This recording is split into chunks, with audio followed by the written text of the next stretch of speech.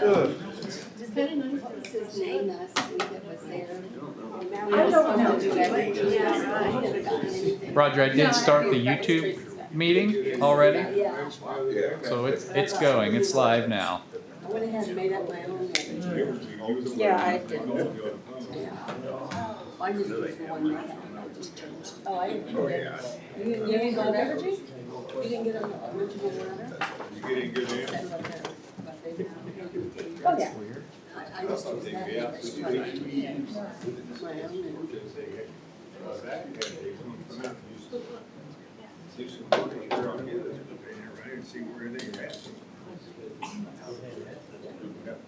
They sent me a press release. Huh? You wanna sit here? I can sit back there. Trust me, I took my This skirt off. conference will now be recorded. 6 years, you have information. I just sat down. Yeah, well, I'm sliding in sideways as usual. I'm here.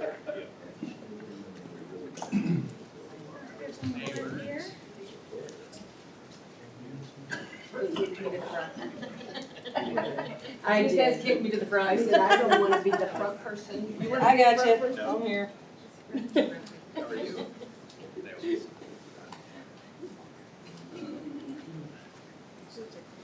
I was just the first one here, period. I believe they've started the meeting. Hear what I say. They did. Oh. Oh, yeah. You just got old home unbelievable. For some reason. I'm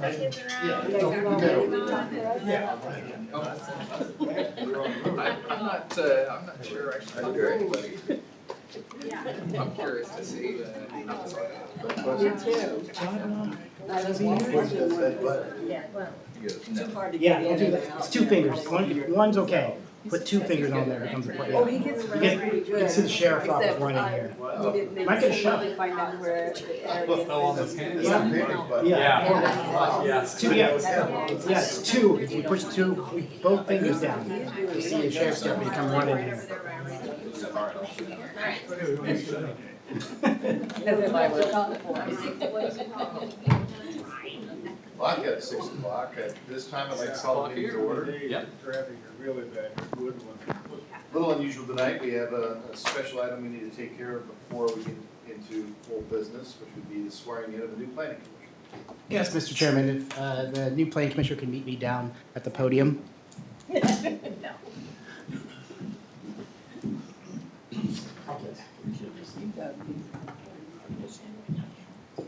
Vote me onto the board. Vote me onto the city council. Just raise your right hand. I I, state your name. Charles Maddock, Do hereby solemnly affirm do hereby solemnly affirm that I will faithfully that I will faithfully uphold the Constitution of the United States uphold the Constitution of the United States and the Constitution of the State of Kansas and the Constitution of the State of Kansas in the performance of my duties. in the performance of my duties. I will faithfully and impartially I will faithfully and impartially perform all the duties perform all the duties of an appointed member of the Planning Commission of DeSoto, Kansas, and an appointed member of the Planning Commission of the City of DeSoto, Kansas, under pains and penalties of perjury. and under pains and penalties of perjury. Congratulations. Thank you.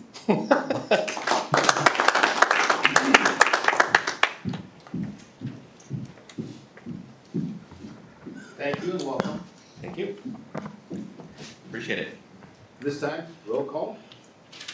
Manson? Maddock? Here. Templin? Here. Lane? Here. Milburn? Here. Schultz? Here. Huggins? Here. Mr. Chairman, it appears Commissioner Manson is absent. Seeing our quorum is present, moving to general business, item 3A, approve the planning commission agenda. Is there a motion? Make a motion, we approve the planning commission agenda as written. Second. Moved and seconded, any discussion? All in favor, say aye. Aye. Aye. Opposed, same sign. Seeing none, item 3B, approve the minutes of the planning commission meeting held March 28th, 2023. Is there a motion? I'll make a motion that we approve the meeting minutes. Our second. We moved and seconded, any discussion? Seeing none, all in favor, say aye. Aye. Opposed, same sign. Seeing none, minutes are approved. Item 3C, a disclosure of conflict of interest. Anyone have any business before the planning commission tonight that needs to be disclosed? Seeing none, item 3D would be disclosure of outside communications regarding commission business. Anyone have discussions regarding any matters consumed pending before us tonight? No disclosures? Moving on then. Item 4, call to the public. Members of the public who wish to address the planning commission regarding items not on the agenda may do so at this time. Any presentations for informational purposes only. No action will be taken. There is a 4-minute time limit. Any members of the public who wish to address the planning commission on matters not on the agenda tonight? Mike, do you have anybody online? Nobody online. I have a couple. Please address, come to the podium and give us your name and address. Okay. I am Leslie Jansen, 35300 West 95th Street. I've been a resident of DeSoto since 1999. I've had a business here since about 96. I am beyond displeased with the lack of communication for those of us on 95th Street between Lexington and Edgerton. We are being massively impacted daily by truck traffic, by noise, by trespassers. We are bearing an unreasonable burden to afford everyone else this great growth, while it is pushing us who live there out. Some people's homes are being condemned. We are all trying to figure out what Evergy is doing, what the city's doing. You know, I have, if the city is going to expand the road, we would like to know. I have fences that someone needs to move. I have livestock that needs to be cared for. I have a business I'm running. We are all residents there. It is unbearable. The noise and the inconvenience and the disruption to our daily lives that no one on the council or the planning commission has taken into consideration. No one is communicating with us. You know, I am concerned about our daily lives, the impact, the noise levels, the traffic, the safety, the dust, trash. And what else, you know, we were all in the dark on this. We found out when the public found out. And we're not happy. And, you know, the disruption of my business, and I do have questions of, you know, anyone on the city council or the planning commission needs to disclose any profits they have made from this Panasonic deal. And why we on 95th Street are unduly burdened. And what you can do about that to help us and let us plan. I mean, I take care of horses. Very, very nice horses. And these trucks, trespassers, it's a danger and an inconvenience and not acceptable. So I am, you know, and I'm just not happy. And I think I speak for most of the people on 95th Street. So I would like our lives to be considered, and the impact you're having. I mean, you're essentially the future land use map has all of our homes as commercial or mixed use, which means you're expecting us to all move. You're pushing us out. We've built DeSoto. We plan to have our lives here. And, you know, you kind of ruined them. And it's continuing, and we're not happy. So, there will be more questions after presentations. Thank you.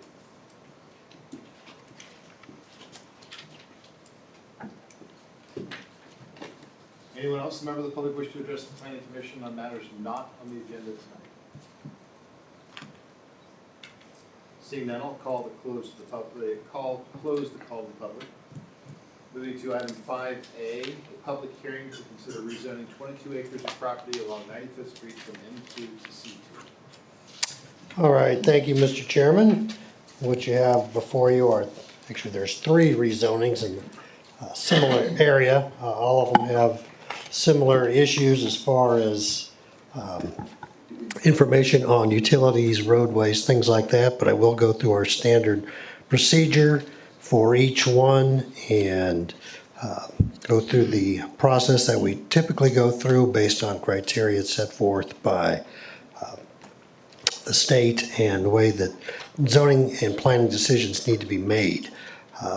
First of all, this tract is currently zoned M2. It says, you can see on the screen, it's kind of midway between Lexington and Sunflower Road. It is zoned M2, heavy industrial.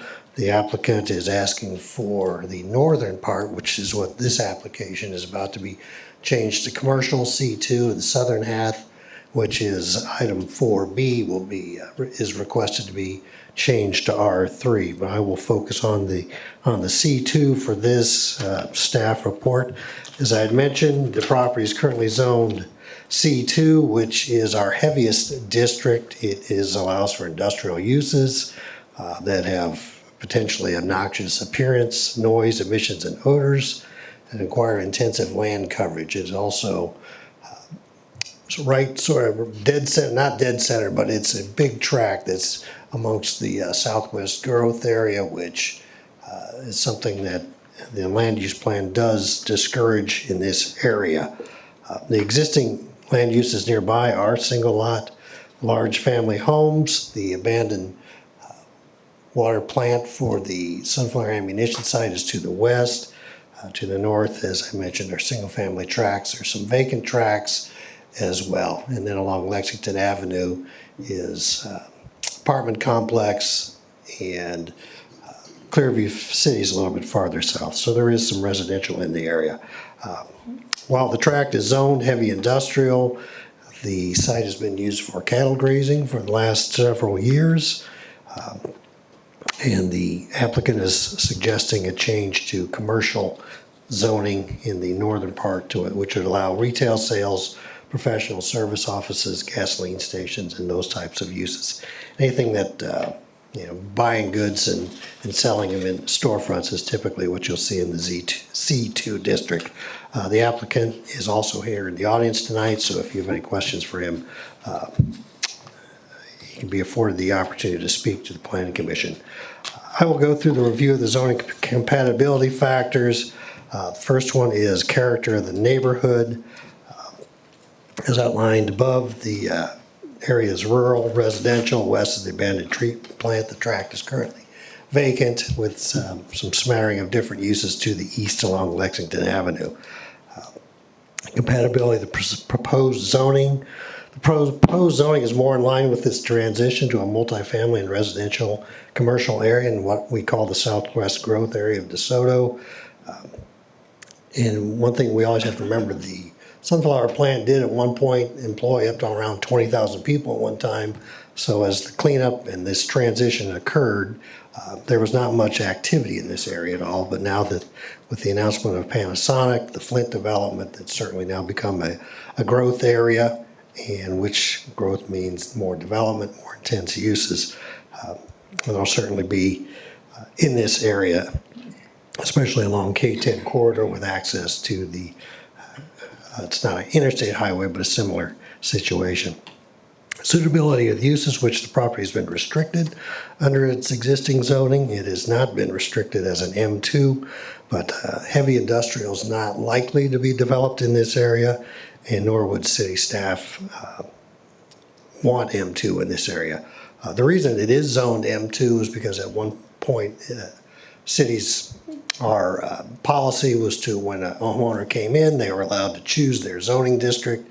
That is no longer allowed. You have to carry the county zoning into the city and then rezone once you're within city limits. So with all the 2 tracks we're talking about tonight, the policy to allow them, the owner, and when they're annexed, to be brought in with their choice of zoning district is not allowed anymore.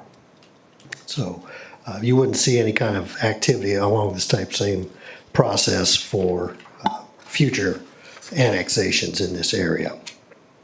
The extent to which there's a need in the community for the uses allowed in the proposed zoning is certainly, we do get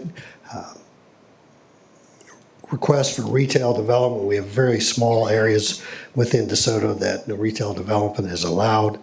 With the growth and development and potential several thousand jobs at the Panasonic site, there will be expansion for retail growth and development within DeSoto, also with additional potential rooftops, as we're going to talk about some R3 zoning later. Is something else that is certainly a need within the city of DeSoto. And this area south of K10 with development of utilities, and once again the redevelopment of the former Sunflower Army ammunition plant is something that is increasing the development pressures in this area, once again the southwest growth area. Moving on to the availability of required utilities and services.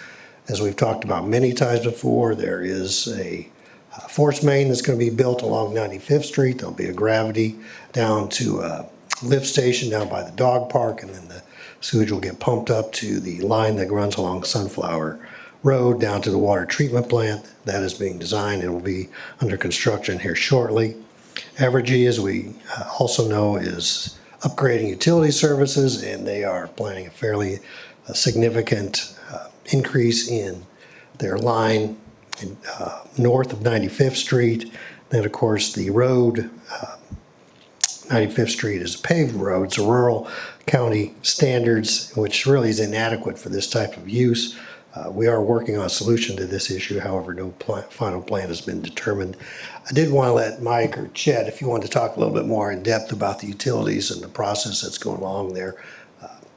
If you care to share some information about that, that'd be great. Well, yeah, and to your point earlier, certainly a massive forward-facing public information campaign is gearing up right now, and we have been engaged with all the different players involved in extending infrastructure primarily to support the Panasonic project, but also to support Flint, which is down the road half a mile to the west, and the rest of the Astra Enterprise Park, the first phases there, which is another 1,000 acres or so that we have annexed, rezoned, and preliminary platted here at this body. There's a lot of infrastructure that's going to need to be extended to support that. So that includes reconstruction of Lexington Avenue and 103rd Street between K10 and the Lexington interchange and the 103rd Street and Evening Star interchange. It also includes the sewer extensions like Brad mentioned, a portion of which will go along 95th Street that borders this property on the north. Evergy is also undertaking a massive undertaking to get power to the Enterprise Park, Panasonic specifically, but the rest of the Enterprise Park as well. The difficulty in the public relations, the public information side of that is that while the city is a funnel for all that information, it's not all ours to tell. And so we do need to be sensitive and cognizant about schedules and specific types of information that goes out to the public when that happens and how it gets disseminated. To the extent that for an individual property owner, even if we were able to do that 6 months ago, it wouldn't have been the nature and specific information enough that would have done you a whole lot of good in terms of knowing where your fence whether or not your fence will be impacted or any of those things. The pace at which this is being developed and implemented is such that it's being designed. It's being designed as it's being constructed. You know, the building itself, Panasonic's building itself, is being designed as it's being constructed, and so too will the water and the road infrastructure improvements. So this is, you know, when Brad mentioned the Southwest Growth Area, something that we, you know, in our comprehensive plan, we've shown utility extensions out to Sunflower, in general, out to the old Sunflower plant, in our comprehensive plan, you know, just as future extensions for decades. You know, the sewer and the roads there. And more specifically, we got more specific about it in 2001, just prior to the city annexing the 9,000 acres of Sunflower. And we do have a pretty detailed document about those utility extensions, both the ones that are currently planned and being implemented now, and the ones that would ultimately be needed to serve all of the area, all of Astra and all of Flint, and possibly the areas between here and those two developments. So a lot of those, I don't know if that answers the question. What was the question? Well, I was just wanting to, you know, So, talk a little bit more about the utilities in the area. Yeah, so and the roadway. regarding those, definite plans in place, engineering design, surveying taking place along 95th Street for the power and for the sewer improvements and for the road improvements that I just explained. Regarding 95th Street itself, there's a recognition that it will have to be upgraded. You know, if this development is to happen, or if any other developments along there are to happen, 95th Street needs to be upgraded to a current modern standard road. And so that was reflected in this conceptual plan that's now part of our comprehensive plan in 2021. But we don't have detailed plans about how wide, exactly wide it's going to be. But we do know it's 95th Street's on a section line. It'll likely be at least a collector, or maybe an arterial type of section. So we know we have to preserve right-of-way for that. So that's kind of as specific as we have. We know there's a solution that's needed there. If we want this amount of commercial, residential, and multifamily residential along the corridor, it will have to be appropriately planned, and those impacts will have to be taken into account with traffic studies and other analysis to make sure that any negative impacts are mitigated with transportation improvements, with sewer improvements, and water improvements as well. All right. That's as succinct as I can get. All right. Well, okay. Well, I appreciate that. Moving on to item K, as far as, and I do want to point out, I did give it a negative as far as granting the rezoning request, mostly due to the status of the road and the potential use of residents, commercial traffic, and also ultimately R3 traffic on that road. It will need to be improved prior to moving forward, or at least a plan in place, certainly. As far as the extent which the proposed zoning would adversely affect the capacity or safety of the street network, as we just talked about, the road is an issue. Also, all parking for retail development would be required on site, so there would be any street parking. It also is a big part of this process, and once again, it's not part of the rezoning, but a site plan would be a need to be approved prior to any kind of development moving forward, as would a plat and all those types of things. So this is just the first step in the process. As Mike had mentioned, we know there's issues with the roadway system, the utilities are going in, so there's a lot of things ahead of the rezoning, but this is sort of the first step in moving in that direction and finding the solutions for this area. Environmental impacts. Staff believes the rezoning of the property from heavy industrial M2 to C2 will more likely decrease the potential for environmental harm. So I think that's a positive feature of this rezoning. The impact on the community for allowing this use in the proposed zoning, any construction that increases the value of property is an economic benefit in terms of tax revenue, also activity. We hope to generate more sales tax for the city, which then in turn allows the city council to make decisions as far as improving quality of life, building trails, doing a lot of things that we talk about wanting to do, but have not had a real funding source to be able to do these types of things. This will certainly aid that process. The extent which the zoning amendment may detrimentally affect nearby property. This is considered a down zoning. M2 heavy industrial is our most intense use district. I feel like change to C2 is a benefit to the area because we would remove that heavy industrial potential in this location. If this were a reverse situation, staff would not support a change from C2 or any other district up to an M2 in this location.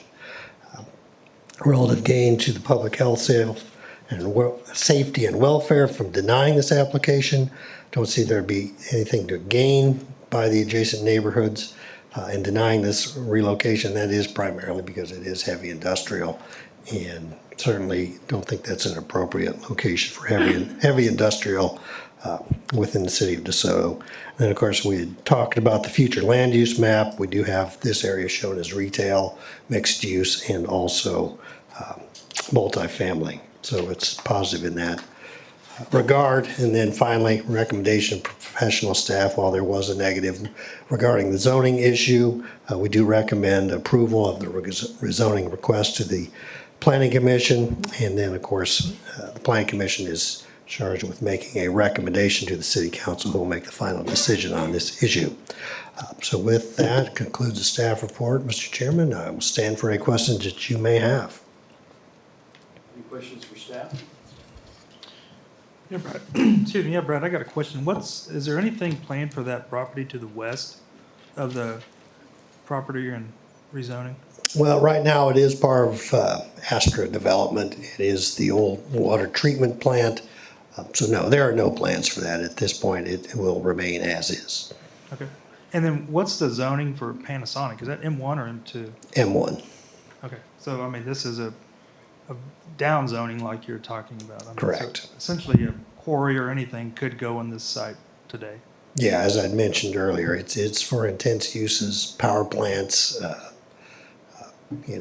rendering plants, dog food plants, anything that's fairly intense use that might have an obnoxious connotation, as we state in our guidelines in the city code.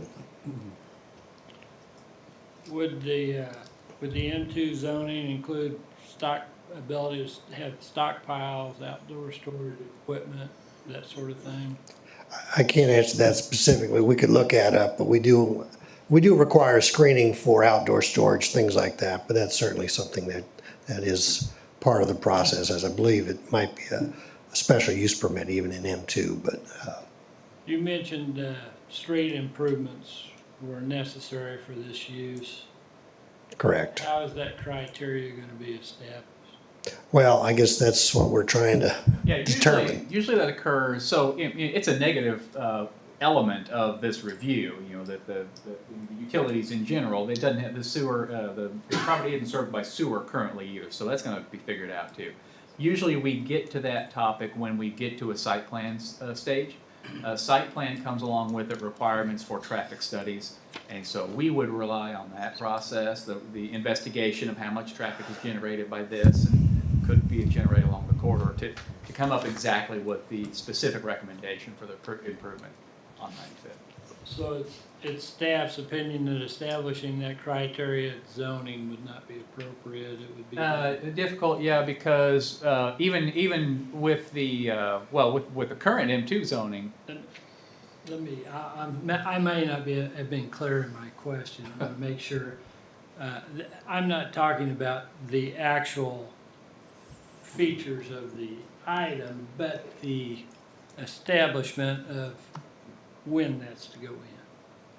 I mean, that whether or not construction can begin on the facility. Yeah. Does the street have to be in place? Does the street have to be understood? Bonded? Understood. When is that criteria? So within DeSoto, the structure of DeSoto zoning regulations do not allow us to conditionally rezone a property. That really only occurs in the case of a special use permit. So we can't say that we'll rezone it, but only after 95th Street. That trigger, nothing can be developed in the C2 district or the M2 district unless it has a site plan. And the site plan is really the time when this body has the ultimate hammer to acquire those specific elements, yeah. Thank you. So then I guess that leads me to the question, is a site plan, as a developer developed a site plan, does he have a timing on that?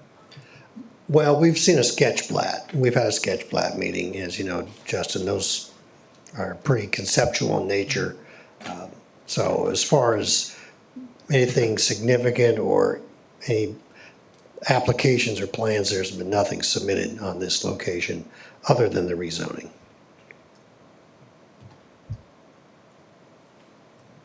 I've got a question, right? So is this C2 consistent with our current master plan designation? Yeah, we do have commercial and it's mixed use and then R3. Actually, the R3 is south of 95th Street on our land use plan. So, but we do show a lot of mixed use along that corridor. As you know, mixed uses, we know there's going to be elements of retail, potentially even office, commercial, those types of activities along 95th Street. We foresee that in the future. This is one of the purple shaded parcels that was mixed use. Yes, or that corridor has a lot of mixed use in it, Roger. Any other questions for staff?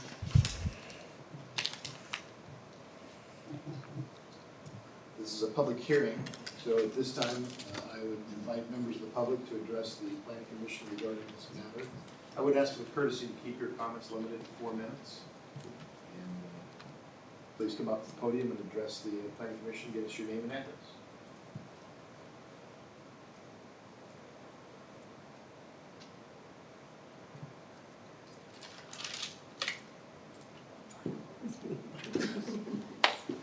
Since I'm the voice of 95th Street, my questions would be, you know, are we gonna see a site plan? Because we live there. We live there. Those are our homes. Some of these people wanted to retire and live out their days there. Some people just built a home there. You know, commercial across the road from horses, that's gonna put me out of business. And, you know, again, when is the road gonna happen? How big is the road? You know, I feel like a mushroom. Kept in the dark and fed. You know, where are the entrances and exits? Where is the construction entrance? How can we mitigate the burden on us? I mean, we know progress is gonna happen. We know we're getting run over the top of.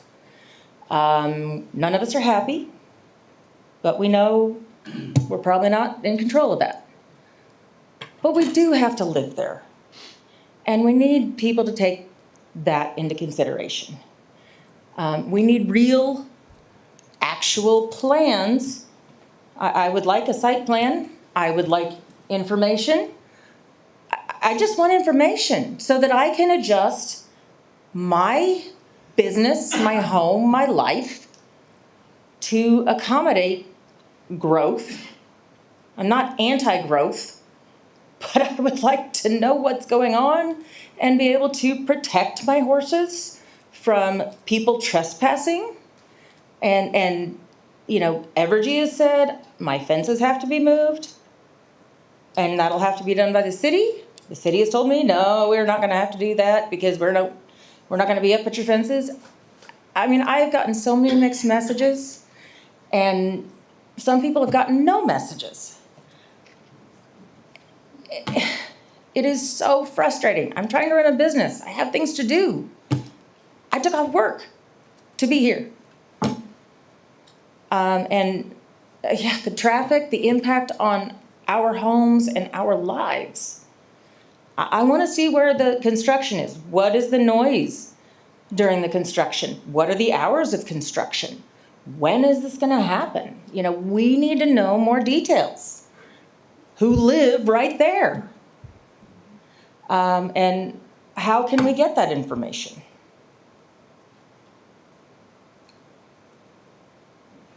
have the information either. This little packet that you see, we got this last Thursday, or actually Friday. Yeah. It was online on Thursday, but It's on there today, I read it. Yeah. So, I mean, If you're asking the question, this is a rezoning, that has to do Right. with whether or not this is an appropriate use for the property. The next step would most likely be a plat, which would be how to show that a property is going to be developed. mm-hmm, The next step after that would be a site plan. mm-hmm, The site plan will have a lot of those specifics and the things that you're talking about. All of those are public hearings, all of those are provided with notice. You are more than welcome to come and participate in all that, and I fully expect you would. oh, I will. Well, that's great, because we want that. We want this to try to be a process that does help minimize the impact upon those folks that surround it. The question before us tonight is whether this use at all should be permitted. And considering the fact that right now, it's already zoned heavy industrial, it was before you bought the property. Right? Yes. This, to me, sounds like those are the things we really need to restrict our competence. Okay. Is that is this an appropriate use of the property? The next points, you've got many of them that are very good and very valid, and I absolutely hope I hear from you when Oh, we you come to will. those.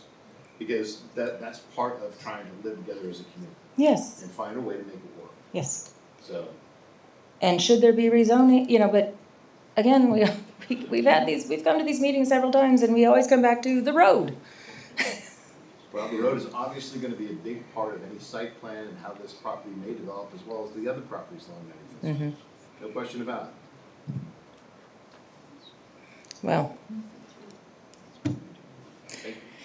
We just can't give you all the answers you want because we don't have the answers right now. well, but I understand your concerns and we'll share as soon as we can, but we just can't give you those answers. I wish we could, but well, but things that directly affect our lives and our properties. And, I don't want to look at ugly apartments. Well, yeah, but do you want to look at a power plant? No. Well, that's what it could be right now, Mm-hmm. right? So- But it has to go through the same. Right, but as it's zoned today, there could be a site plan that's put out there for a power plant. Mhm. The decision that we're faced with is, do we want apartments versus power plants, right? Now, granted, it's not all the information you want, but it does get us from, we're going from step 0 to step 1, right? So, again, we have as much information as you have on the documents. Again, the question before us is this an appropriate use of the property? Not whether any particular development should be built. That's going to come later. That's gonna be your site plan. That's gonna be your plan. There will be many opportunities to air all of those issues out. Okay. And on those, we have frequently approved site plans and plats that require buffering, require distances between certainly your entrance and exit, and Yeah. require improvements to the road that are paid for typically by the developer. Right. Now, this is gonna be a whole different ball of wax because it's such a large area. We'll have to think through all those issues. It's not just like a one-off. But there will be many opportunities to have those issues discussed. Tonight, we don't have that. Okay. Tonight, the question is, should we permit this to be a C2 zone? Right. Okay. Well, I just wanted to make some of our concerns known because I don't think you guys know. Thank you. Okay.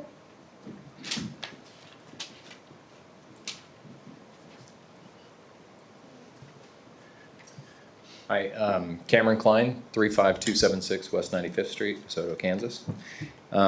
So, on the questions you guys have in front of you, obviously, I think all of our neighbors would say, it doesn't make a whole lot of sense to keep that as heavy industrial, right? I think everybody agrees that this is a better use case. I think a lot of the concern that we have is not about this particular issue, right? This particular issue, it's a concern, but it's the other issues. And, Mike, you and I've talked about this. We've had discussions, and I think, I understand there's a ton of moving parts. And as people who are impacted by it, it's a challenge, especially, like Leslie mentioned, we have, Evergy coming out and doing things That has nothing to do with this issue, but it's certainly important, and there will be more of that stuff happening, right? We all understand that's coming, and I think, you know, personally, I think this is the right move to make this change. I think the vast majority of us here would want no change, but we know that doesn't happen, right? And we know this is going to move forward, and by no change, I mean no development. None of us expect that we're going to live here forever, right? Now, given the situation. So based on that, my only thought is, and I'm speaking for myself, I don't know if others would agree, but you know, I feel like this is the right move to make this change to C2. I think it overall benefits the rest of our property value when we choose to sell, which inevitably will happen because of the changes around us, right?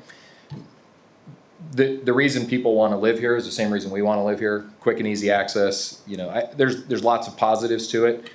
Same reason why we chose to live there, you know, for the last 20 some years. Doesn't mean that we necessarily like it, but at the same time, you know, we see that progress is coming. So that's kind of my feedback. I don't know. Thank you. Yep, thank you.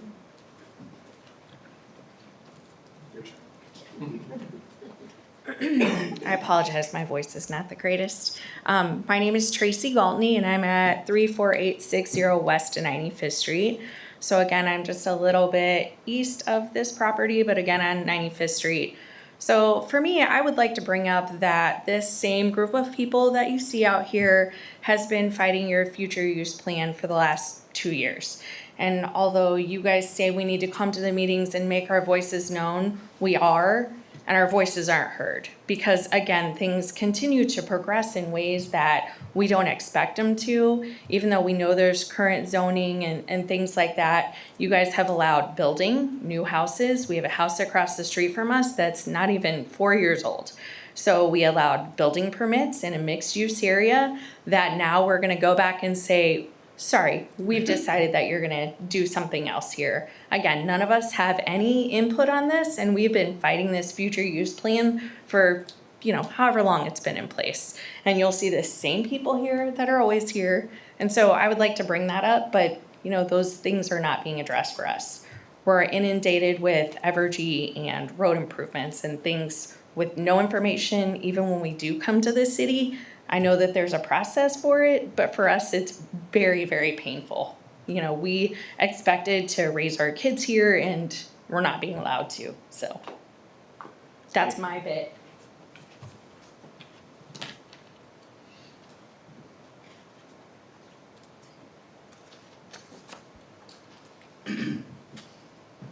Anyone else like to address planning commission and public comment? Seeing none, I'll close the public hearing. The matter is now before the planning commission to discuss the proposed rezoning.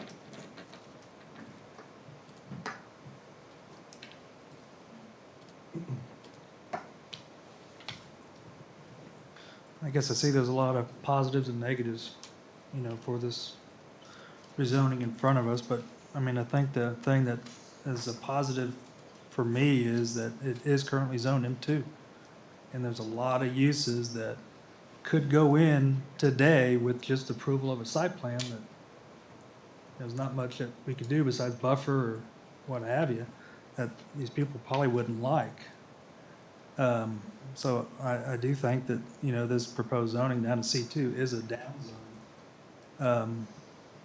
Again, I know they don't like change, and I understand that, but I do think it's a good thing to do, to downzone it to C2 from the M2.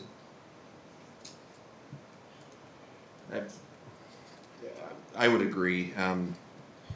Just looking at, so I've got the fortune of being on the citizen-led committee for the planning out some of the future for City of DeSoto related to Panasonic, and one of the things that you know, has been before the citizen group is, you know, how do we put together an infrastructure that supports the commerce and the business that we're bringing in. And again, speaking specifically to this piece of land here, rezoning it to a C2, I think really it gives us an opportunity to build that infrastructure that we need. One of the bigger needs that we've identified in this citizen led committee is we don't have enough health care available, and we don't have enough childcare available. Those are the two major things that are going to face the city from a challenge perspective over the next 4 or 5 years as Panasonic gets up and running, and as there are support facilities that pop up to help support feed inventory in and take inventory away from that Panasonic building. So I think it's a really good move given the proximity to the Panasonic facility. I completely agree with you guys that it has to be done the right way. But given the choice between a dog food plant, I think you said, and Concentra or a quick care, I think the choice is pretty obvious.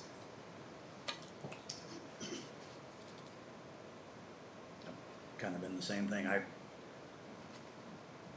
don't see any way that this should have ever been a M2 zoning to begin with. But that was the process back when this Those were the days. Yeah, it was way before my time on this, but I think it's gonna be beneficial for the area to change that zoning. Now, on the rest of it, I'm kind of on the fence. I see their point. If I lived out there, I wouldn't want anything. They moved out there thinking this was gonna be rural for as long as they had it. And the big lot houses, or big lot development, stuff like that.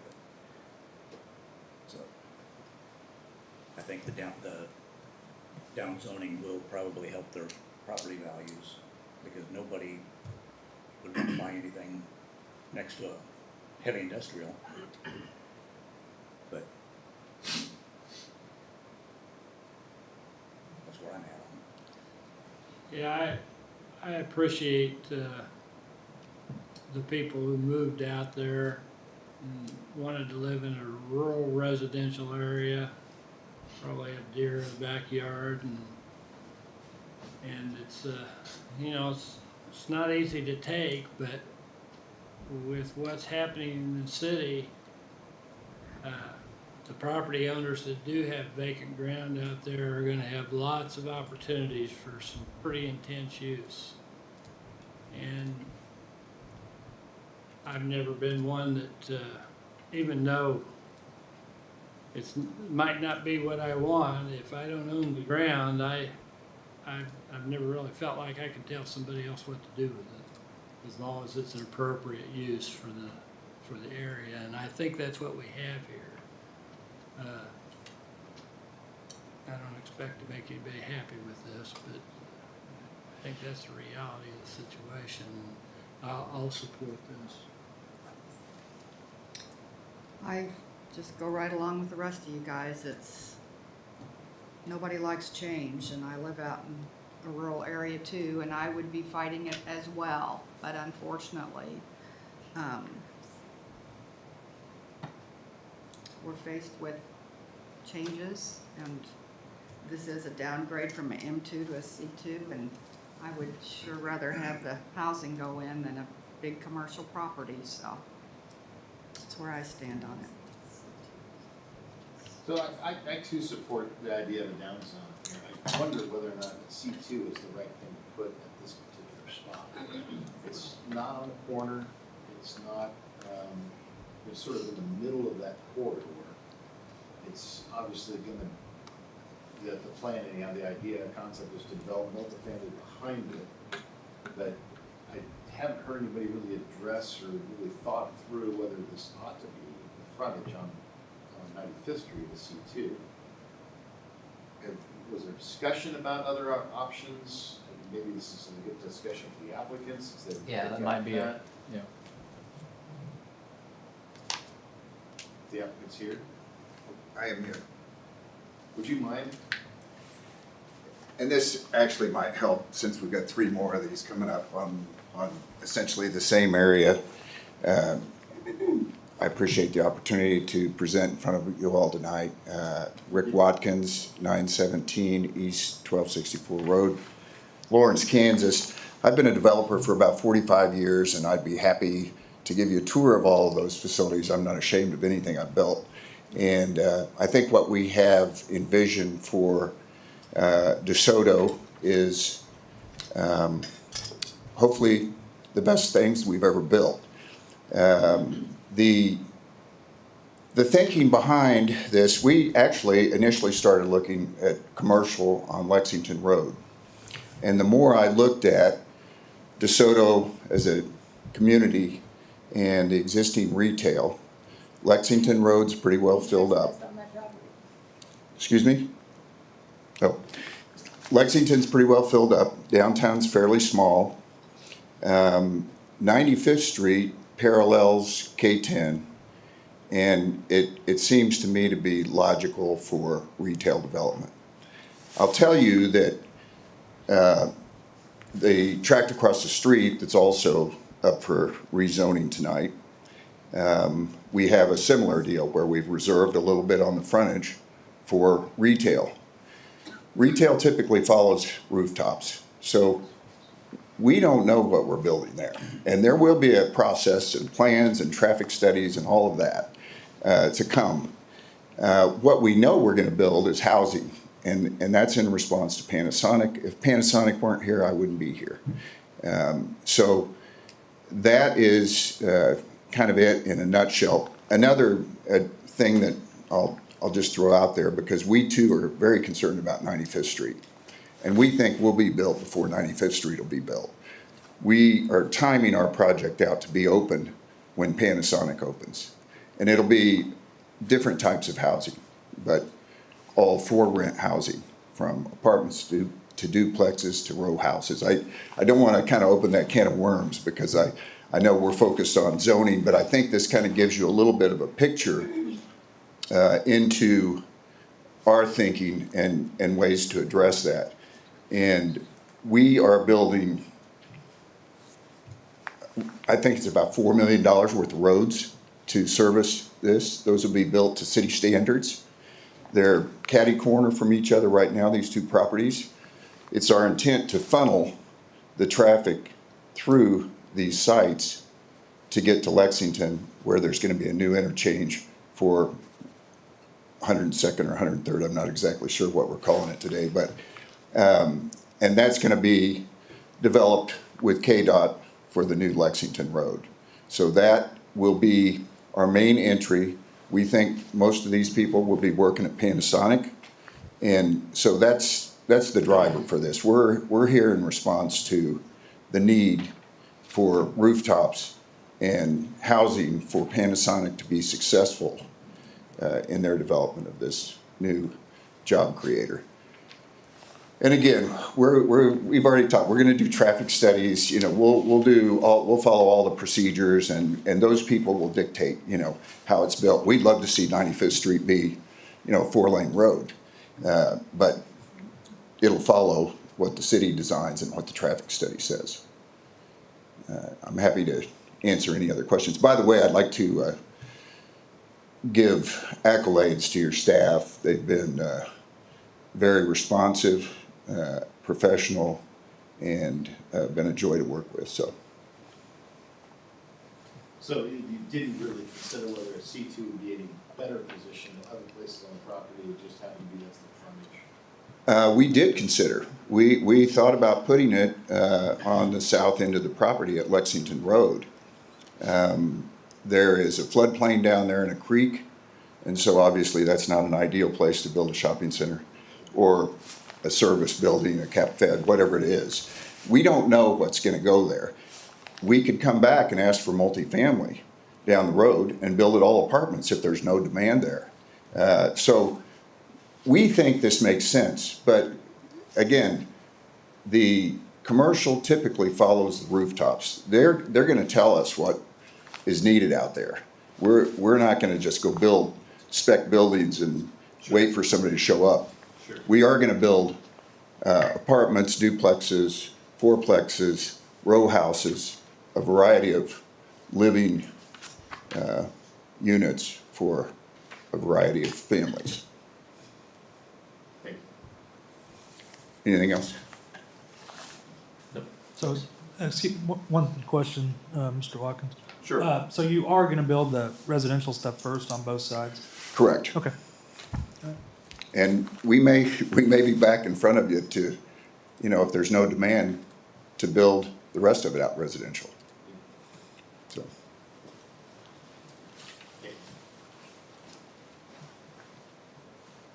So, in light of that, I'm just kind of reminded about some of the Overland Park planning that was done years ago, where they had residential corridors and commercial corridors, and they tried to limit commercial on residential corridors, et cetera.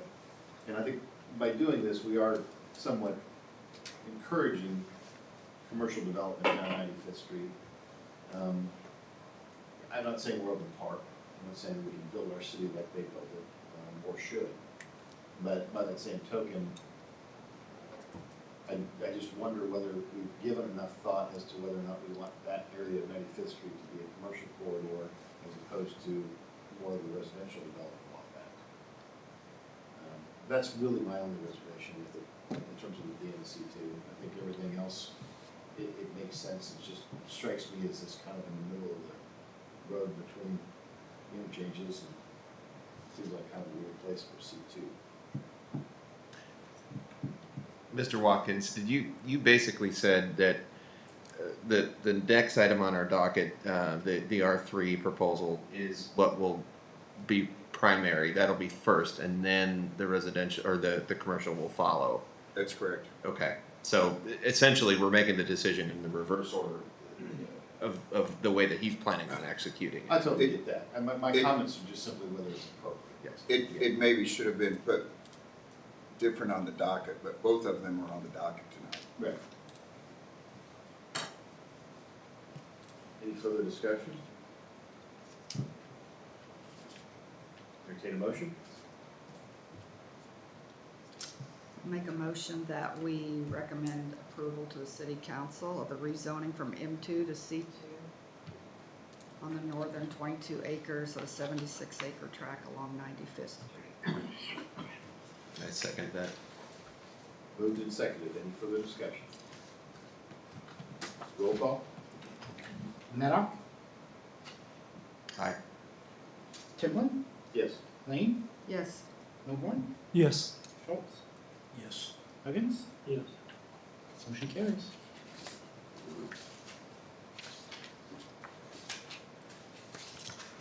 Next item on our agenda is to consider rezoning of 54 acres along 95th Street from M2 to R3. All right, thank you, Mr. Chairman. And I did want to point out, this recommendation from the Planning Commission will be on the May 20th City Council meeting here at 7 o'clock, not 6 o'clock, but 7 o'clock.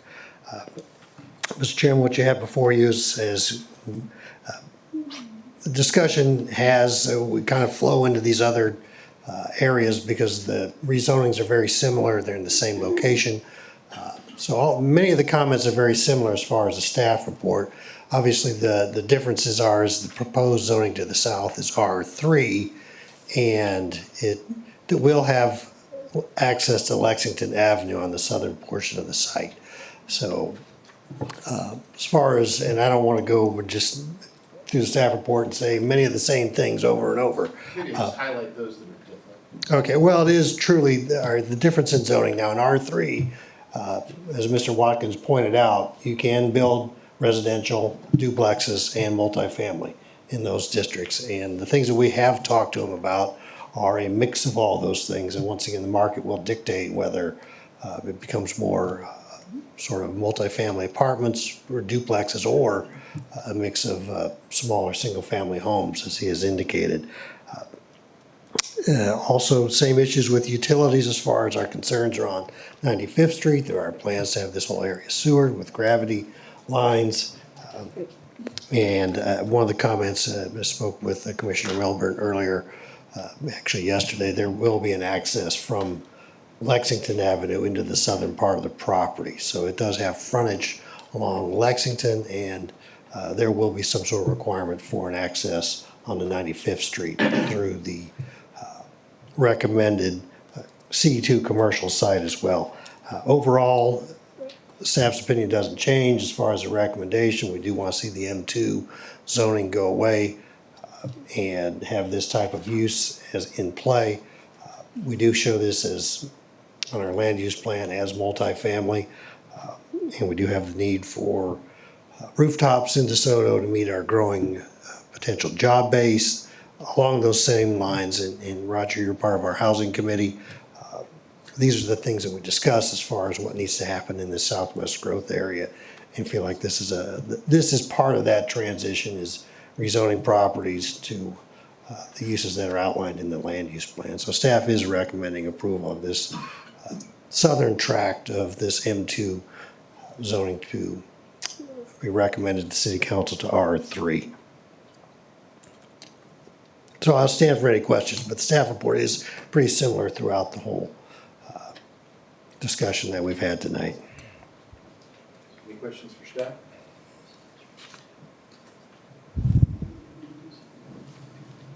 Thank you. As this matter is a public hearing, I would still invite members of the public to address the planning commission at this time regarding this matter.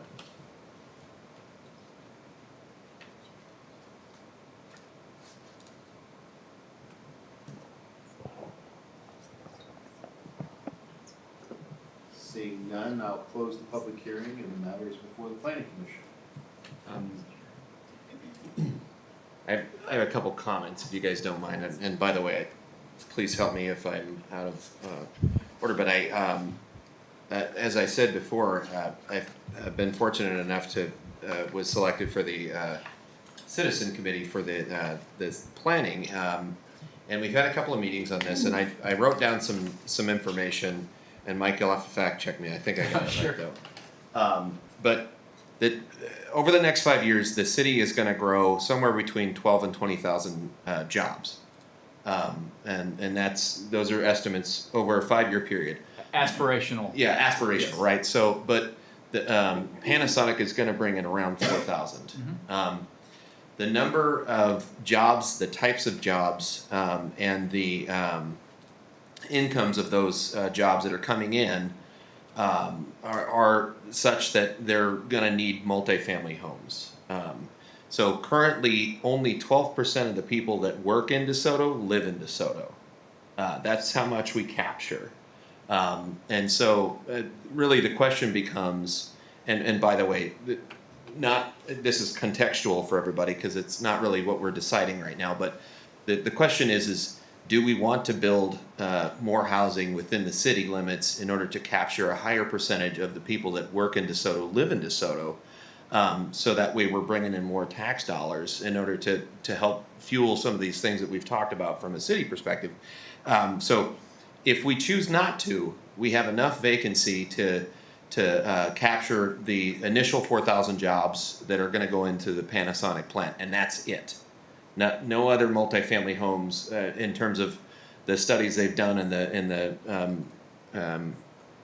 the information that was presented to us indicates that there's any more availability from a housing perspective if we want to capture more residents in the city. So that's I don't have a humongous opinion one way or the other, but just to put that out there, I think this is why this gentleman's going after these, because there is definitely going to be demand. So if they don't live here, they're going to live somewhere else.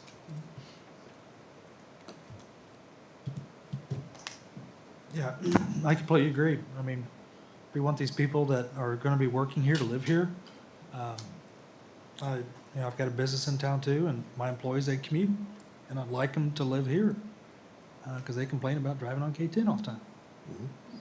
So, yeah, again, same thing. I'm in support of this rezoning. It's a down zone, and I think it's an appropriate spot for multifamily. I was on the housing committee as well, and we discussed tracts of land like this to be for multifamily. So I think it's a good spot for it.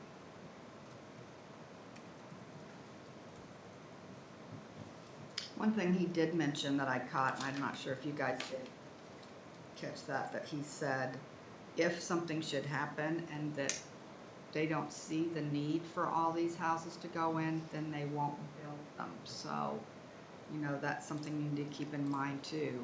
They're going to build as long as the demand is there, but if the demand is not there, then they won't improve the property, so. Well, they're in the business of losing money, I suppose. Well, nobody wants to do that. Just because I don't have it memorized, what are our differences between R2 and R3?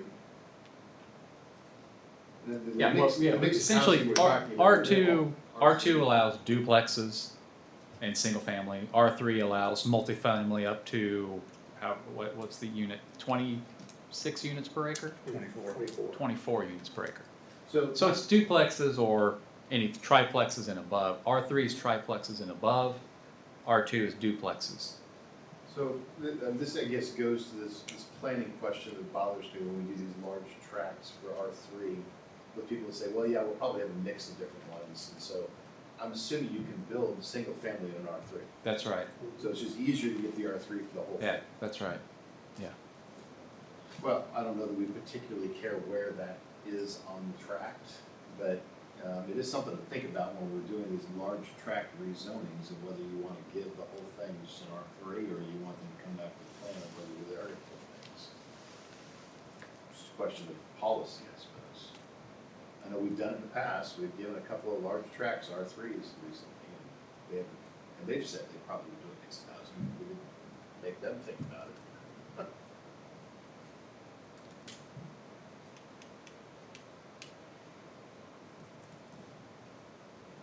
It's kind of fundamental difference between our zoning code and maybe other cities is that we are kind of the more traditional zoning then plan after. Yeah. Some of the larger cities in the area have those two steps kind of combined. The planned unit development. Yeah. That's the way to do it. Right.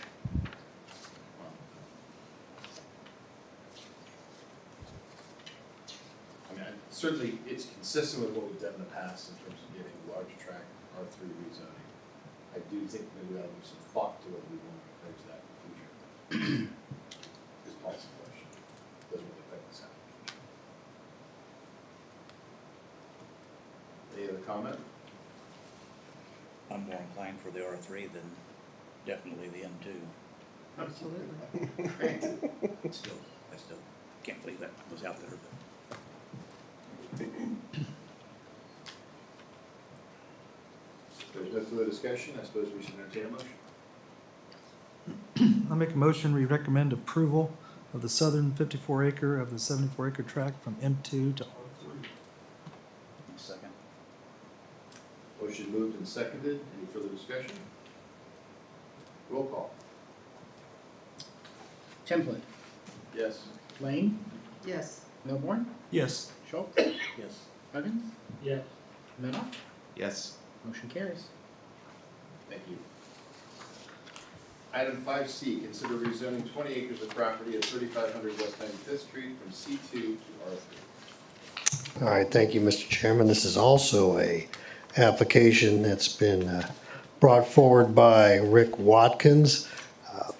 This property is 20 acres from C2 to R3. Now, it's already C2, so there's, to your point, Mr. Chairman, the C2 is already along the frontage, so his suggesting or his application wants to rezone the northern piece or the back half of the piece multifamily R3.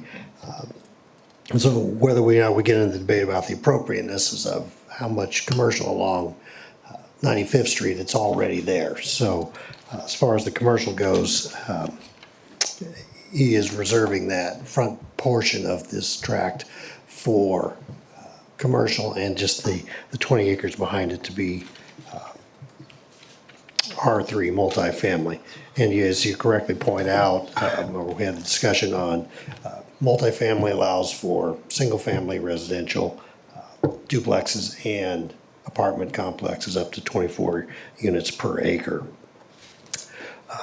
Gone through the same steps as far as the process go. We notified surrounding landowners, got all the information sent out to individuals, published in the newspaper. All the things that we have to do for a public hearing on these items have been taken care of. And once again, many of the comments, as far as staff goes, are very similar. Road improvements for 95th Street are necessary. Utilities need to be in place before this can move forward. And it is also it's considered a down zoning. If you kind of go through the hierarchy of zoning criteria, M2 is the top of the, I guess, most intense use, followed by light industrial, office institutional. Then you get into the commercial districts, and then R3, R2, R1. Then we have rural, suburban, and then agriculture as far as DeSoto's zoning districts go. So all these have been our down zonings tonight, even though you can make a sort of a intellectual debate whether C2 or R3 is a more intense or less intense use. Is certainly in traditional planning applications, C2 is a more intense use than R3. So that is certainly a difference in these, but it tilts the scale a little bit closer versus the M2, which we were talking about beforehand, versus R3. The north side of 95th Street obviously is different in its nature, even though these tracks are just, like I said, catty-corner from each other. The Evergy is going through with the upgraded power line. They are going through the process of, they did have a taking of a property, which will be part of this upgraded line and power through the area. They are looking at additional utility easements to the west along 95th Street. So the C2 frontage that is along and is shown on the surrounding land use on the aerial photo will be affected by that. And the applicant is well aware of that. We've had discussions on what kind of impacts that might have to the C2 district, but before you tonight is the discussion of the R3 tract, which is behind this location. Just going through the staff report, many of the things are the same. It's a rural residential district. It has been that way for many years, but with the changes with the additional growth and development in DeSoto and the upcoming jobs, as Commissioner Medic pointed out, these are the things that we're trying to capture. We're not going to solve all the housing issues that the potential jobs that are coming to DeSoto are going to create, but we do want to capture as many as reasonably possible that people live in DeSoto, can work in DeSoto, spend their leisure time in DeSoto, and do all the things that build a community that creates opportunities for everybody to choose different lifestyles and have opportunities for shopping and recreation. So those are our ultimate goals as city staff. The city council is certainly the director of pointing us in that with that focus in mind as we review all these items that are before the planning commission. And once again, this is a first step in the process. The road issues need to be figured out. The utilities need to be in place, site plans approved, plats need to be approved. So as you know, there's just a lot of steps before things happen. So I know I'm sort of preaching to the choir, but I think it's important for everyone in the audience to also know that just because a property is rezoned doesn't mean, tomorrow there's going to be somebody out, making changes to the property and buildings are going up. There's still a lot of things involved as far as moving forward with development. Some of the things that I would point out to you, really hit the key one is the road, and we're talking about that in many ways. We've looked at, as Mr. Watkins pointed out, there's been discussion of a 4-lane road. We're kind of settled on perhaps maybe a three-lane road with a center turn lane is probably a little more likely, but we'd have sidewalks and trails on either side, and so we'd make those types of improvements. And staff does recommend approval of this because of the additional needs that we have, potential needs for housing in DeSoto. And once again, we're not going to solve the entire issue. but it is considered a down zoning. It does give the developer some flexibility to do different types of homes, as you pointed out, versus just staying with a R3 only and not being allowed anything else. So it does give them the flexibility to respond to market demands, which I think is a good thing that our city code allows. And of course, the future land use map shows this site as mixed use, which is one of those sort of catch-all categories. We know there's going to be more intense development and activity in this area.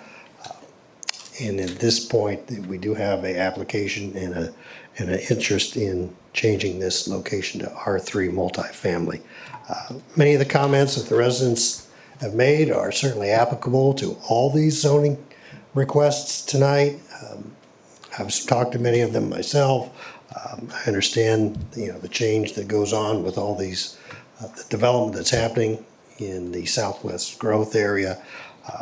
And it is kind of difficult to, juxtapose all the issues that are before us, but I think overall it's a positive for the city of DeSoto to try to capture at least some of the housing that could be before, that will be necessary to support the job growth in the area. So therefore, staff does recommend approval of the rezoning request. If you have any questions, I'll certainly be available for that. And once again, the applicant is here, and so thank you. This may be for Chet, but is this going to be served by the same sewers that the part on the south side is going to be served by?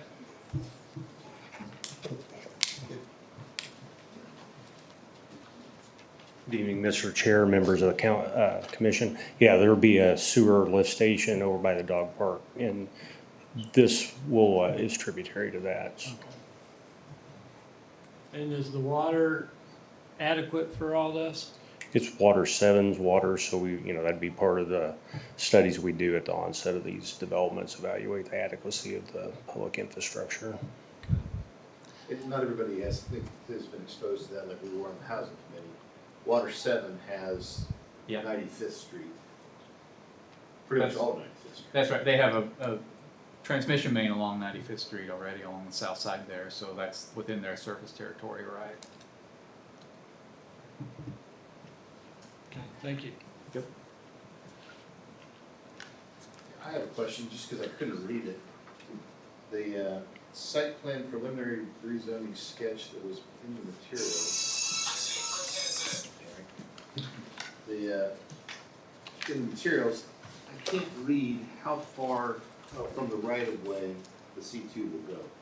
Yeah, I will say that layout wasn't very good, and I did get some upgraded information from the applicant after packets were sent out.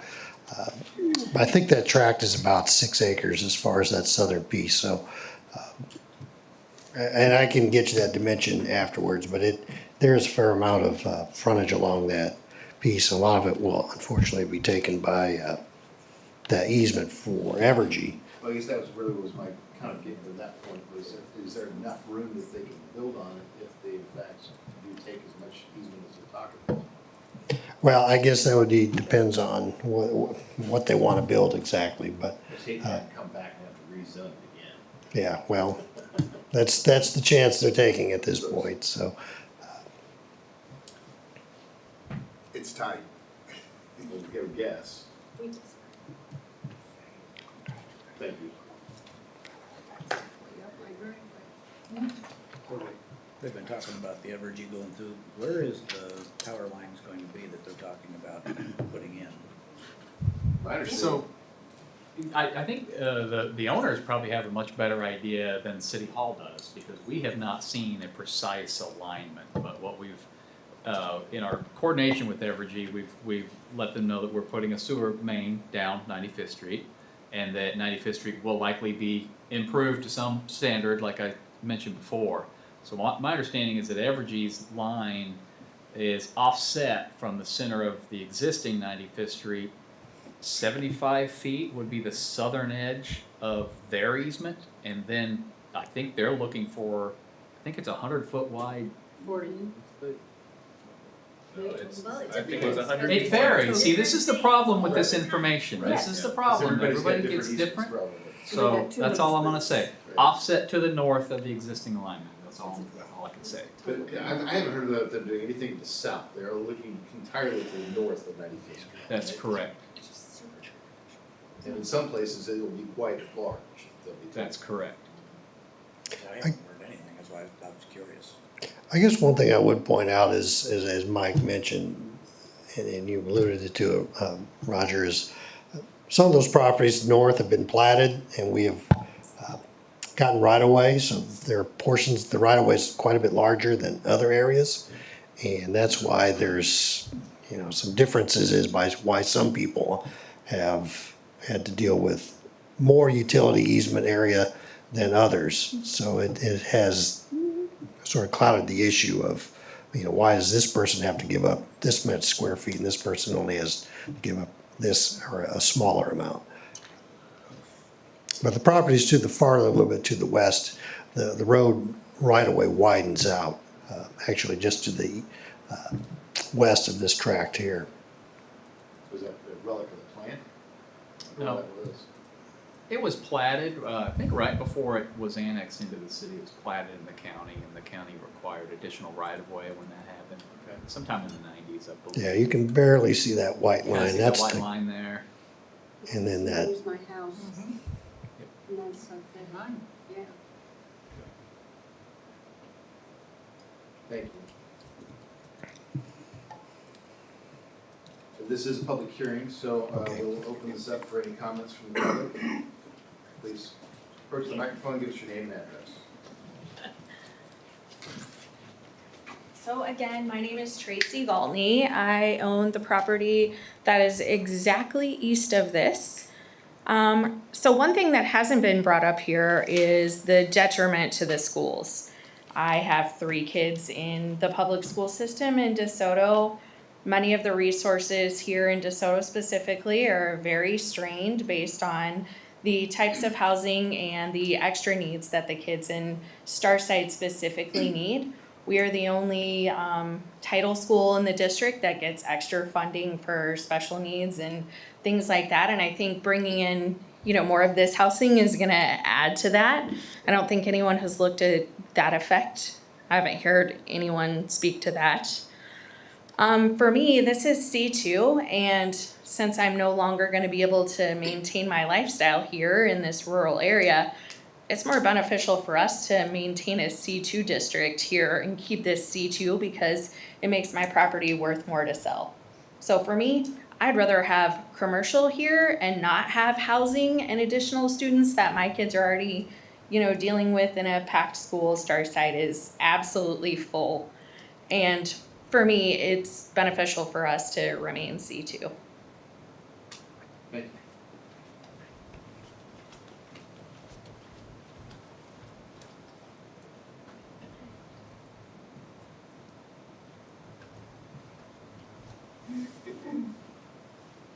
I'm Richard Cisco, live at 34675 West 95th. I'm on the south side of the road. I couldn't understand what you all said about the water supply. Is the city going to take the water supply over? Or what's going to happen with our water supply? Again, too soon to tell, but currently, as you know, you're on Rule 7 currently. That's exactly right, and there's no way Rule 7 is going to handle all this junk. That's right. That's one of the things we'll have to work through with any pending development plan that comes along and to see if that's Well, that still put an us in a adequate benefit supply. district on our sewers.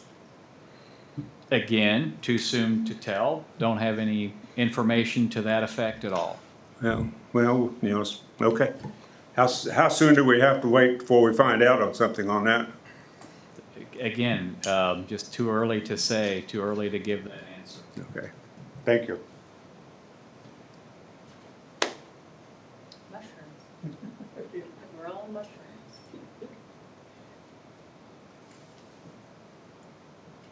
Anyone else care to address the planning commission on this topic? I will. Leslie Jansen, 35300 West 95th. I'm with Tracy.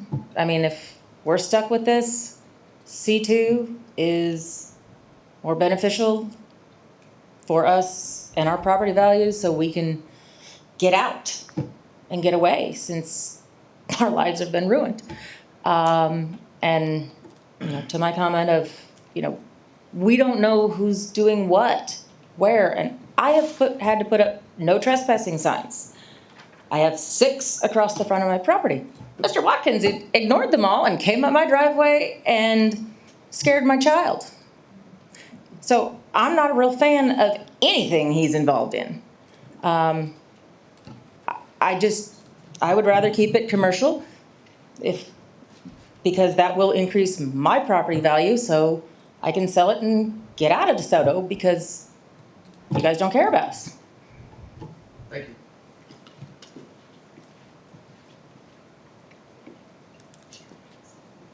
Any other comments from the public? Seeing none, I'll close the public comment. The matter is before the planning commission. Commissioners?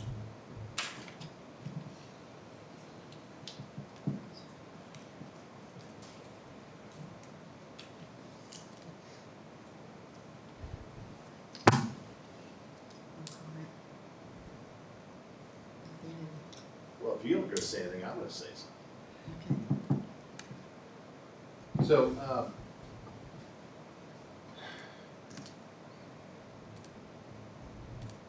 I think that when it comes to considering the zoning criteria, what we're looking at, the impacts of it, the golden criteria is essentially baked into what we do, and that comes from Kansas law.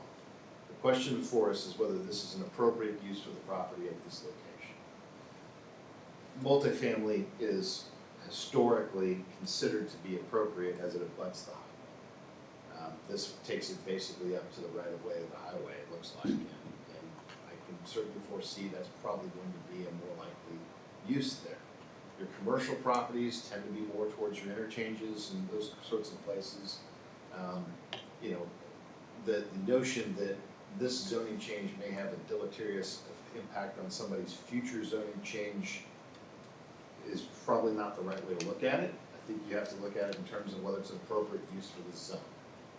And so, you know, as far as future infrastructure and all of those issues, whether these things ever get built are going to depend upon whether or not we can find a deal with either Water 7 to service the water or for us to take that water. That's a big wild card. Whether we can find funding to upgrade the road to be able to handle all of this, and who's going to pay for that. Those are all going to be issues we have to deal with. But none of that really impacts whether or not this is an appropriate use of the property. And certainly those things are going to have to be addressed. So while it's true we don't have an absolute clairvoyant view of how it's going to work in the future, the nice thing about the process is we have the opportunity to have those come back to us as we go through this process and hopefully make orderly decisions. I do want to make another comment about the plan. You know, if you read about what life was like around here when 20,000 people lived in that plant and there wasn't housing for them, they're not all going to just go to Eudora and Gardner. This is going to be shantytown. You got people who, if you have jobs here and you have work here and we don't plan for this, the negative consequences I think are much more severe than planning for it, realizing that that demand is going to be there and trying to put some order to it, as opposed to pop-up trailer parks for temporary workers who are just making their way to get through. And some of you in this room may have lived through one of those days when the plant was like that. But, you know, to me, orderly planning for these kinds of demands makes much more sense, which is why I'm here, is to try to do that. So that we have a reasonable quality of life for everybody else. And undoubtedly it affects people disproportionately, but I think it is important that those voices are heard, but keep the prospect of having a process in place, because the process is what's going to keep it from getting out of hand. So I would advocate that this is an appropriate use of the property at this location, and I would support.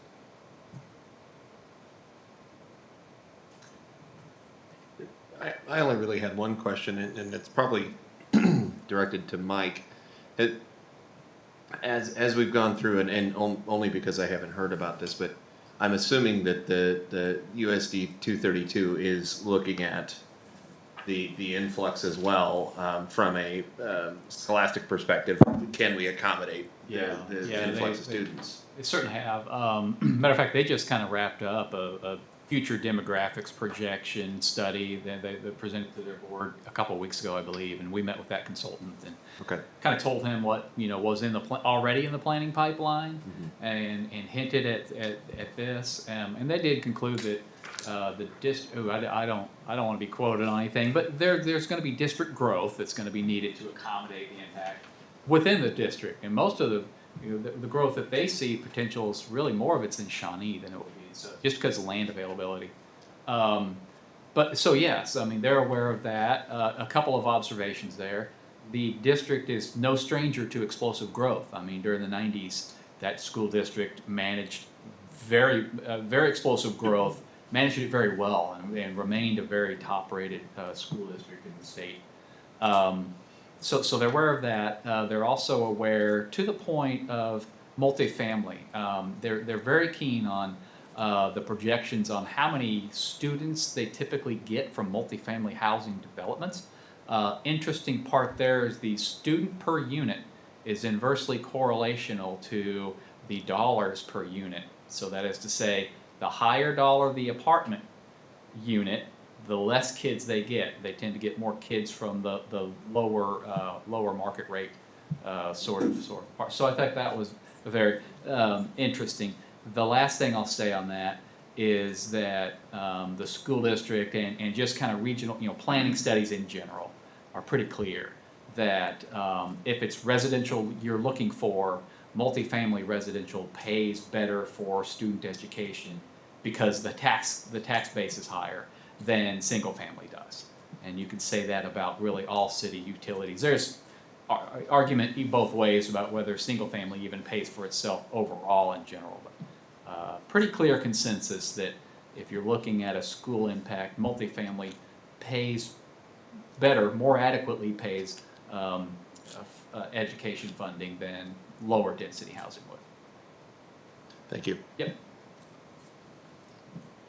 So I guess I do want to say I do agree with Commissioner Tinley's comment about having multifamily adjacent to highways. That's a pretty good, typical thing if you drive up and down 435 or around the area. You kind of see that stuff. So I generally would be in support of this request. I think it's a good spot for it, and going to be a small down zoning, but I do believe this is a good location for multifamily.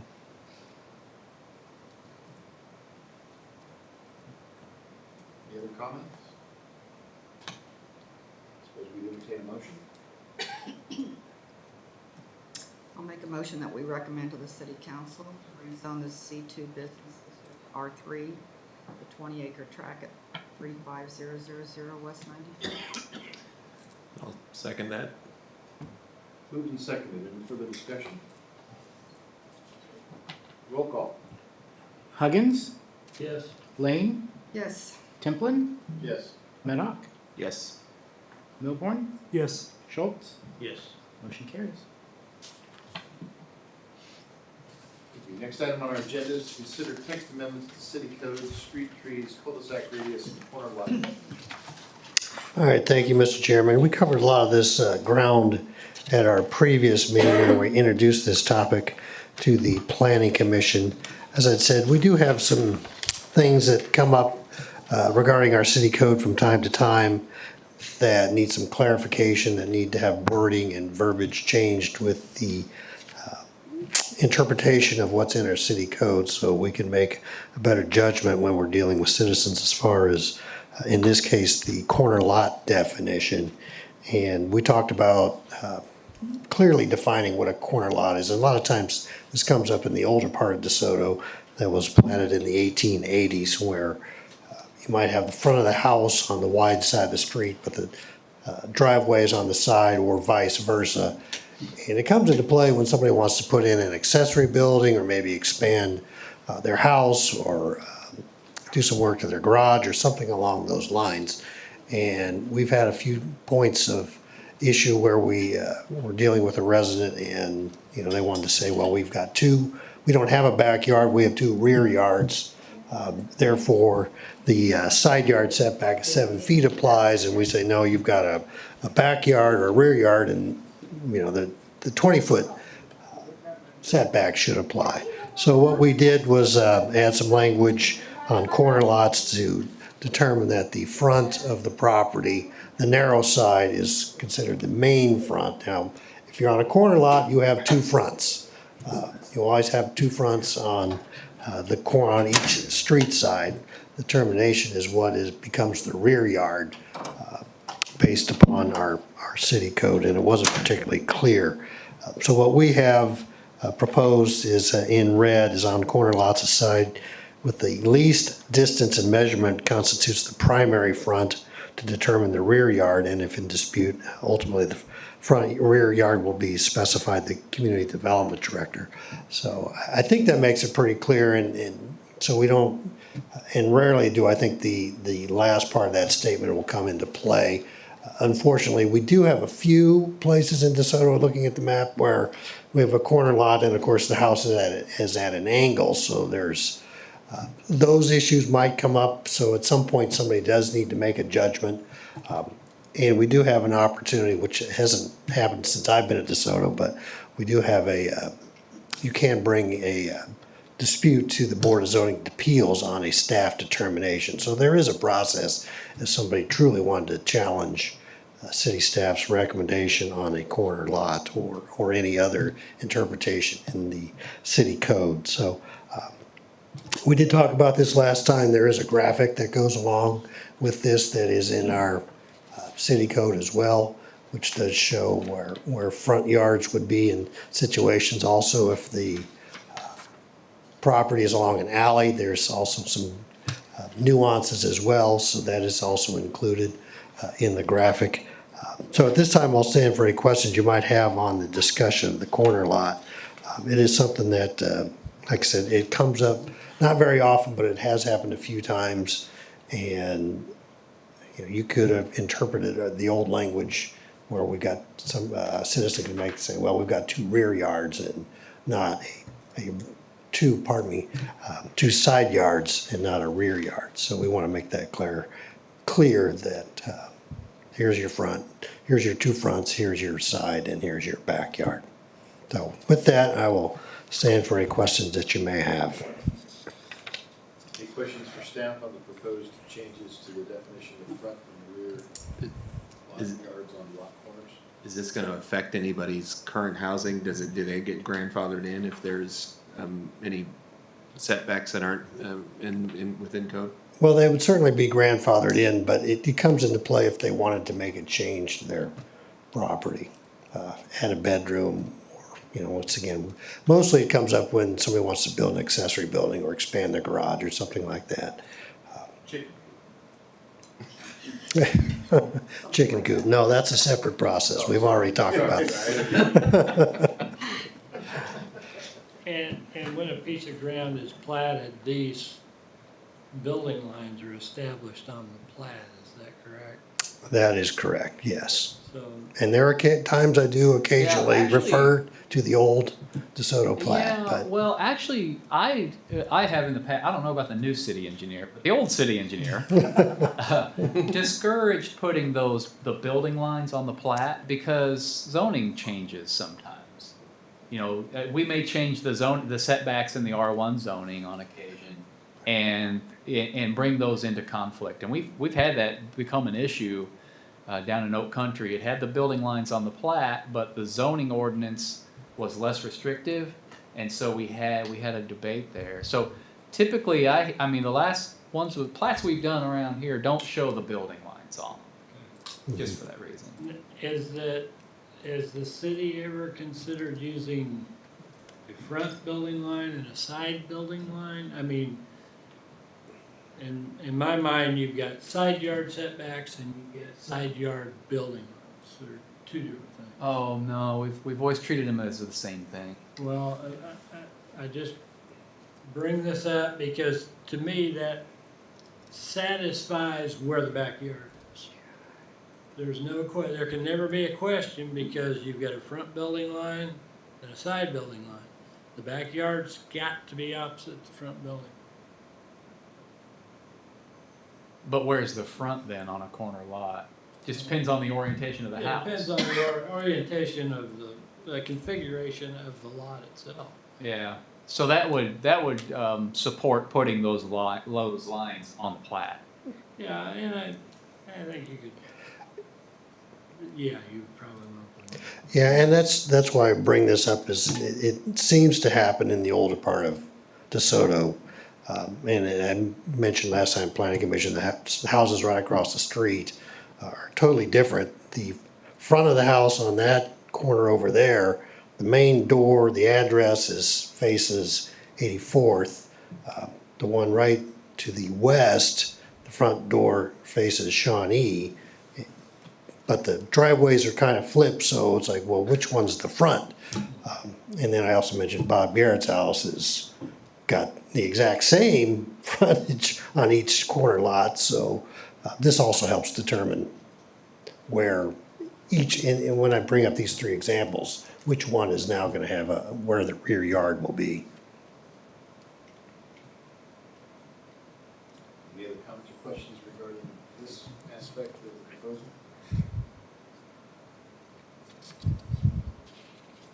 And I don't know if we need separate motions for each one of these items, or Are these can they? public hearings? Well, they are public It's hearings, yeah, a- so the question is whether we should open a public hearing as to this item. Yeah, we do need to open it. It is a public hearing. We have Let's the go ahead, attorney, can it be one public hearing, Patrick? We have 3 text amendments on. No, you should have separate ones. All right, easy enough to do. This time, I'd like to open up the public hearing on the first aspect of the proposed text amendment to dealing with corner lots. Anyone like to be heard on this matter?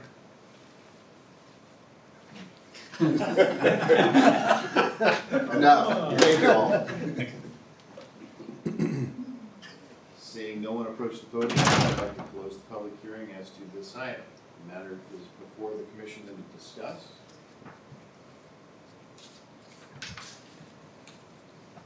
I guess I'm fine with the change. It seems self-explanatory to me.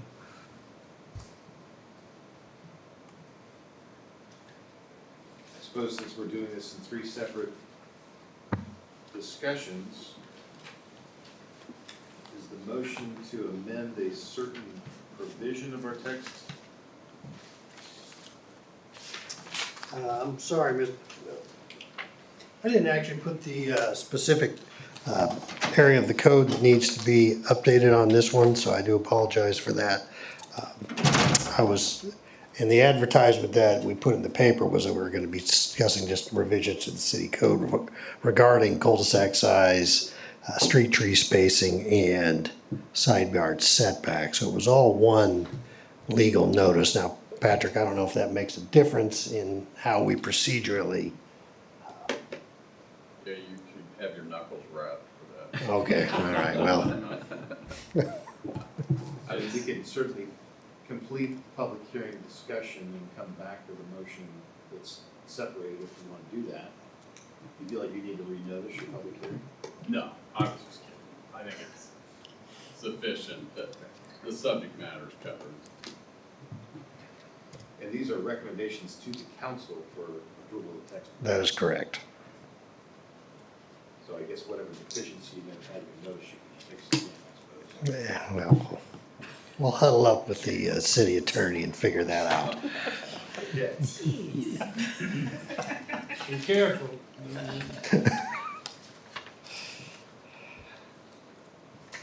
Well, I certainly think maybe 3 different motions are appropriate since we're going through separate public hearings. So on this one, is there a motion that anyone would like to propose recommending or not recommending approval of the city council?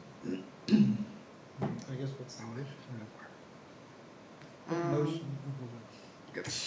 I'm gonna try to figure this out.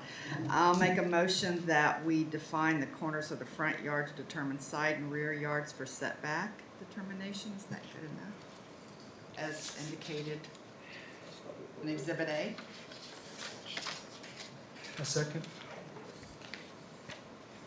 Any further discussion? Roll call. Let me finish getting that motion. Okay. Temple. Lane, Yes. Maddock, Yes. Milburn, Yes. Schultz, Yes. Huggins, Yes. motion carries. We do the second aspect of the proposed text amendment. All right, absolutely, Mr. Chairman. What we have here is a discussion brought forward, actually brought to my attention by our current city engineer about the size of our cul-de-sacs. And our standard, as we've adopted it here in City of DeSoto, is the American Public Works Association. And our city code has a 50-foot radius for the right-of-way or for the cul-de-sac, and the American Public Works Association has a 39-foot radius. And we did talk to Chief Maxton, who was here at our previous meeting.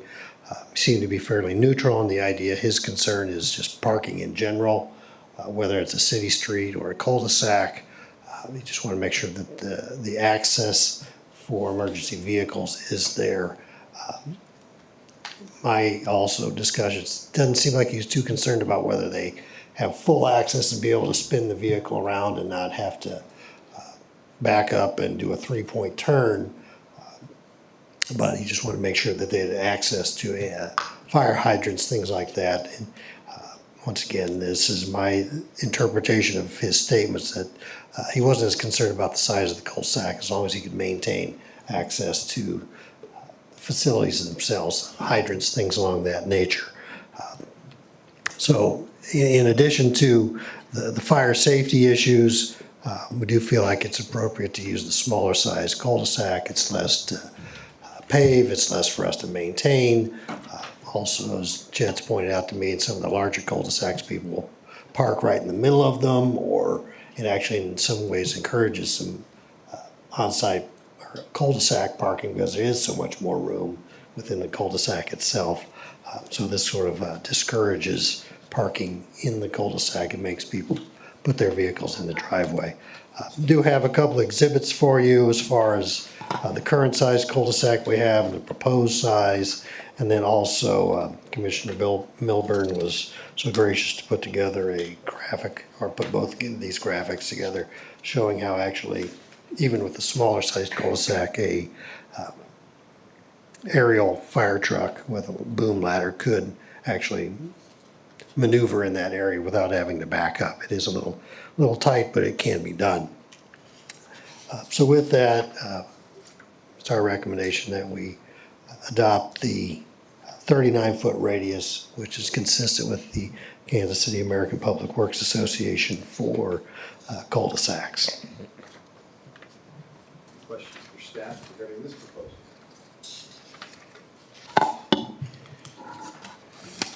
Hearing none, I would open this matter up for the public discussion, public hearing. Anyone wishing to address the planning commission regarding the proposed change to the cul-de-sac radius? Approach the podium, give us your name and address. Seeing none, I would close the public hearing. Matters before the planning commission. Discussion? I would support this change.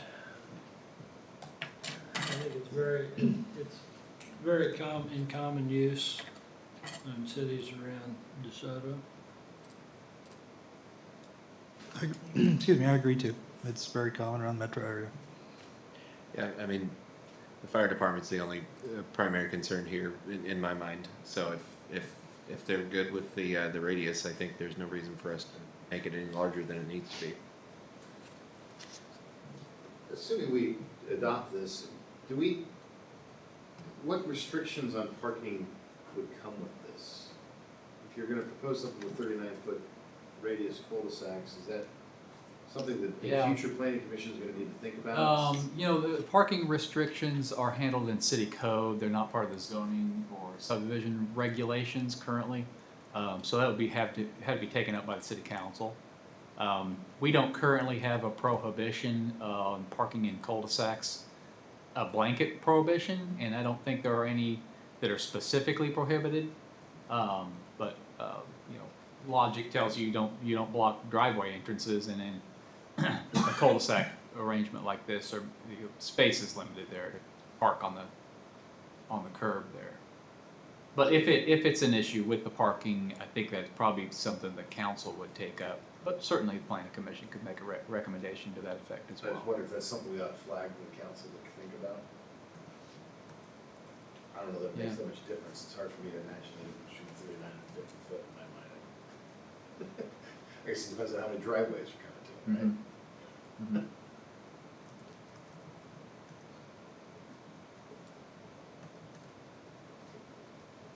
My biggest concern was the radius for the fire trucks, and Todd didn't seem like there was gonna be an issue, although I believe the truck that they're in discussions with is gonna be bigger than this one. So if there is actually anybody parked in there, their car may get remodeled as the truck's going through.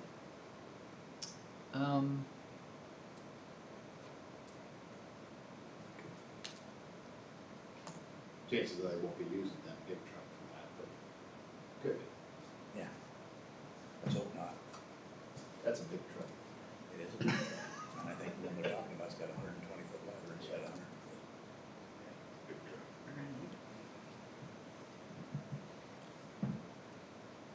Any further discussion? Someone like to propose a motion? This one has a number to it, so you actually. Make a motion, we recommend to city council that we adopt the code to say cul-de-sac radiuses could be 39 foot back to the curb. I'll second. Moved and seconded. Any further discussion? Seeing none, roll call. Lane, Yes. Templin, Yes. Murdoch, Yes. Milburn, Yes. Schultz, Yes. Huggins, Yes. motion carries. Our third aspect of proposed text amendment changes tonight. All right, hopefully this is the easiest of the three. We have discovered a difference in the way we've been enforcing the city code. It's pretty common to have one street tree along for our buffering, street buffer of 1 to every 40 feet. That's pretty standard within the metro area. And that's what our building official has been enforcing as homes have been going up. Upon discovering that our code actually says every 75 feet, we thought it was probably appropriate to correct that and make it consistent with, once again, what's happening within the metro area, but also what we've been enforcing for the last 20 years, probably in DeSoto. So it's a really pretty simple change of just changing one large deciduous tree for every 40 feet of frontage. And that's kind of what we brought before you tonight. If there's any questions, I'll certainly be available to provide some information, so. Any questions for staff? I actually like this one. I guess, yeah, now that I see it, why is S3 not 42? I guess, and Patrick, I guess we could make that change. There's no reason that, my markup just looked at the S1 and the S2 arterial, but that's also along K10 highway. So I didn't know if that was something it's mostly come up along our subdivisions within the city, and along the K10 highway corridor, it really hasn't been an issue, so I didn't really think about changing that, but it's something I think we could certainly address if it should be 40 feet across the board. What did the notice, was it the notice generic enough to do that? Yeah, it just said we're gonna discuss these 3 items as far as the public hearing goes. Didn't make a specific recommendation of changing to a specific number in the code. Right, I guess they also have that on additional too, the 40 additional PU units too. I don't know if, I just brought it out. I just literally just noticed it right now. Probably be easier if it was generic all the way across, wouldn't it? I have an exception. Conceptually, I don't have any problem with making a difference for K10 buffering versus arterial and collector streets, because K10 has got a whole myriad of other issues. I do kind of like the comment there that berms can be used for use of planning units in K10 buffering. It's not for the others. So so that helps me.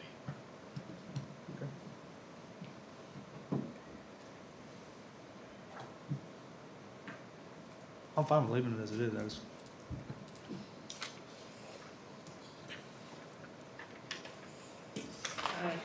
I guess I've got a question. These are primarily street frontage trees we're talking about here, right? Correct, yes. So in the K-10 highway, nobody's gonna have access to it. So would Correct. any property actually be considered fronting on K-10? Well, it would actually be backing up typically at what we're talking about in this scenario. Okay, I guess that's what I'm It'd be Mr. questioning. Watkins. If we're talking about street frontage on a piece of property, that wouldn't apply to K-10 in my understanding of this. Well, these changes wouldn't, but I guess the Jake's Fireworks, we've got street trees on the K-10 side of that building. Or the one we just rezoned Yeah. as R3. Yeah. Mr. Watkins. Yeah, they would be required I to. mean, I'm sure you're gonna want buffering and landscaping adjacent to the K-10 corridor, but it's not about street buffering.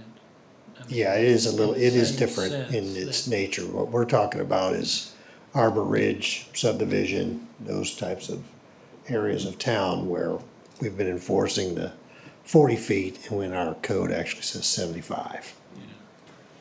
I mean, in the additional comment there, it says 40 additional PU per 100 foot of frontage, which you won't have frontage on the highway. Correct. How would you feel if that weren't in this?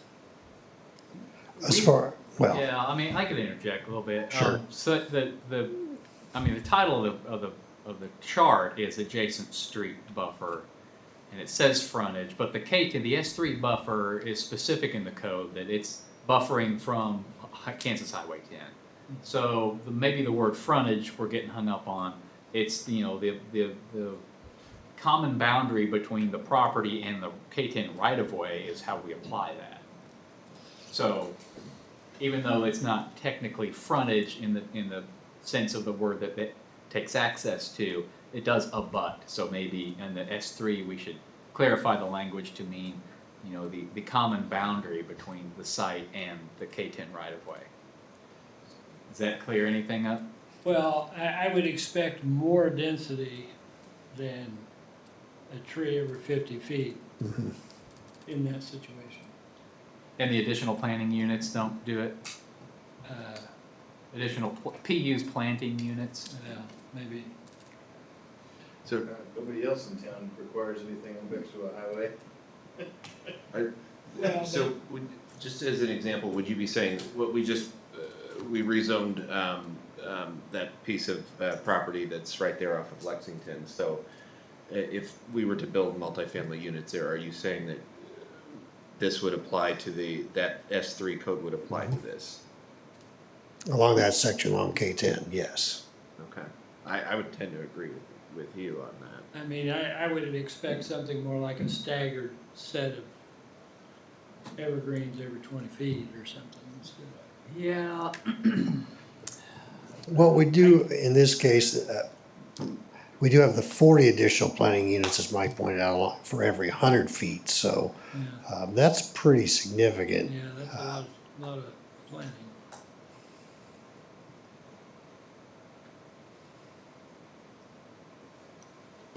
So that's a tree about every 10.5 feet or a planting unit. every Correct. 2.5. So, I just pulled this up here. Let me show you what we have in the code.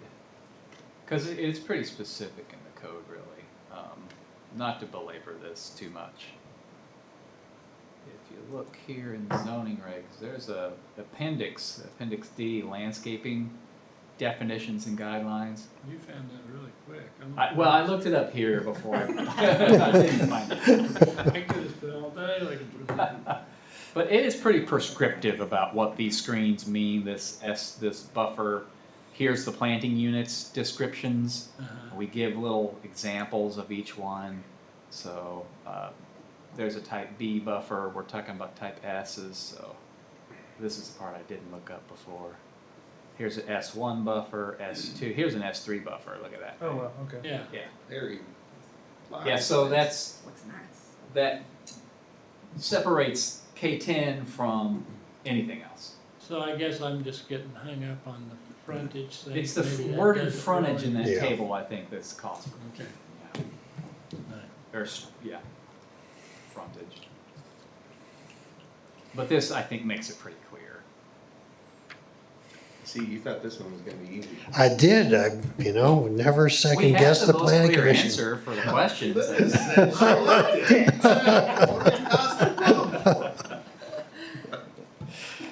Mike, could we change that term for frontage?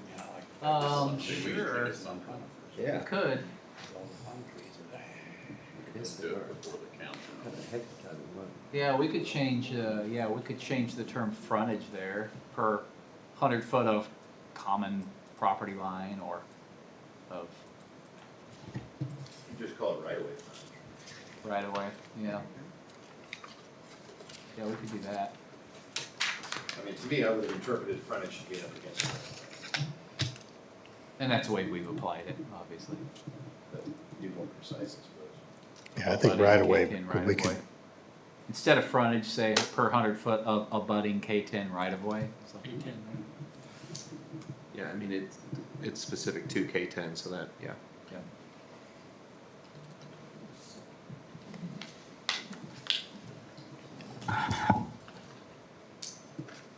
Any further discussion? Suppose we need to open the public hearing on this last item? As well. Anyone like to address the planning commission regarding this proposed text amendment? Please approach the podium, give us your name and address. Seeing none, we'll close the public hearing. Matters before the planning commission. Any further discussion? Entertain a motion. I make a motion that we accept the, Recommend approval. recommend approval to, the tree placement with the recommended changes of the verbiage for along K10 highway. Is that good enough? I'll second. Brandon, you good? Put that together for me, Brandon. Yeah, hold on, I'm trying to, okay, so I have, to recommend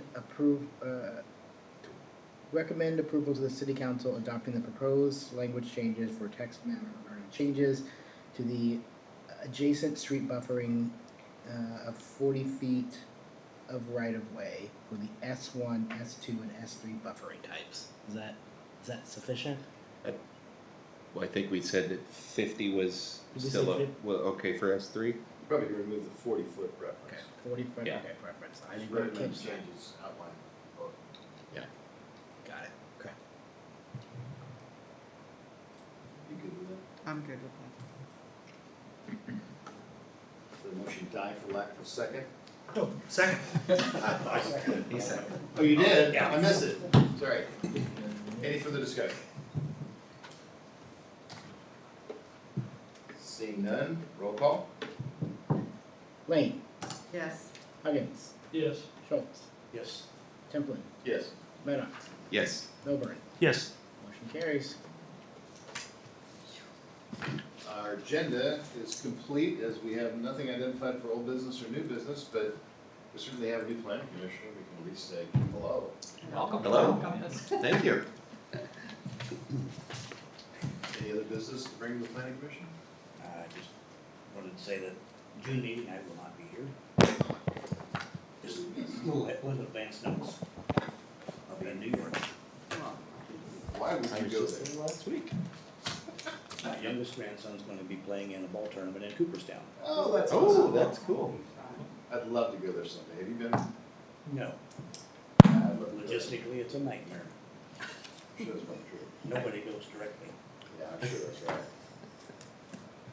Okay, anything else? I have a quick question. My name is Keith Kelly. I live at 31490 West 83rd Street here in DeSoto. I received an official notification that we were gonna talk about this plot of land on 82nd Street being rezoned tonight. And I don't believe it's been discussed. No, you're right. That application was withdrawn. You know, earlier tonight, we talked about communication. Do you remember that? Sorry to hear that. I spent 2 hours here tonight watching government work. Wasn't a total waste of time, but I sure would have liked to have known that, Is the agenda over there? Were there Do we copies? have published agendas?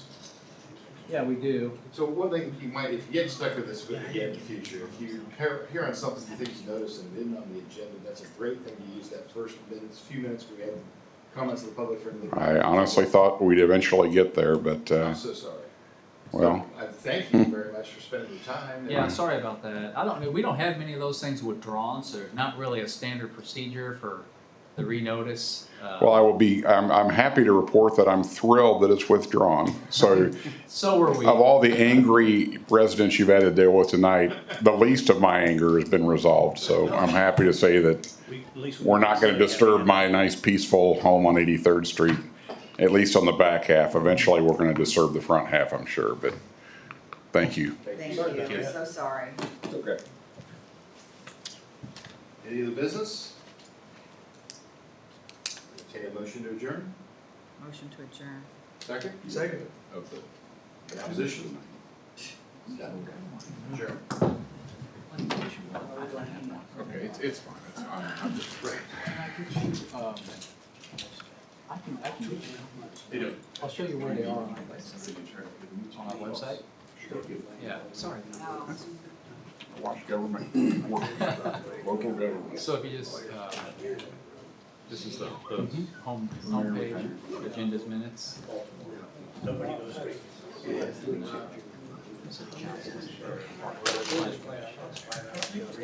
So we usually, for planning commission, put this out the Thursday before.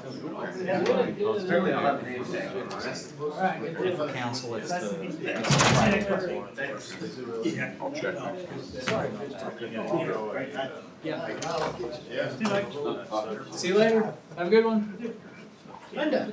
Yes, sir. Are we off yet, Mike? Oh, no, we're not. We're still recording, we're still live, we're still everything. And everything. This conference is no longer Now, being that doesn't do recorded. it, the thing is still going. Yep, yep, absolutely. We're still live, we're still live, we're still live. And that didn't do it either. We're still live, we're still live.